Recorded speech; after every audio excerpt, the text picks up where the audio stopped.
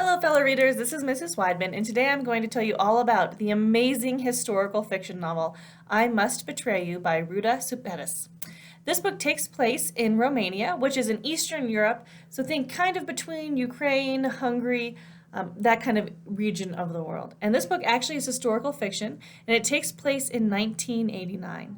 And if you didn't know, in 1989 in Romania, they were actually ruled by this dictator. His name was Cuseko. However, Cuseko really believed in the principles of communism, where everybody was supposed to be equal and free, and no one person was greater than any other. However, in Romania, this wasn't necessarily true because the people of Romania in 1989 were extremely oppressed, right? It was very difficult for them to have their basic needs met, right? They had to stand in line for food for hours at a time, right? Electricity and heat blackouts were really kind of normal. And so this is the world that our protagonist, Cristian, is born into.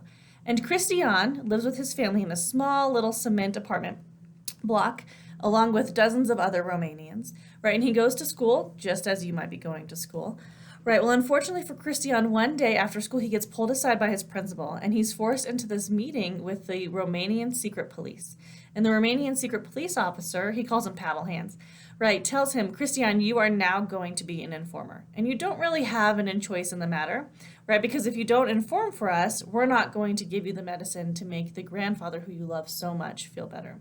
So in Romania at this time, it was a common practice. There was lots of people who were informing, right, on their friends, on their neighbors, right, even on their own family members about all of the things that they might say or do that were anti-communist or anti-Romanian, right? And so Cristian very much gets pulled into this world, right, even though he is a very reluctant informer. He doesn't want to spy on all of these people that he cares about.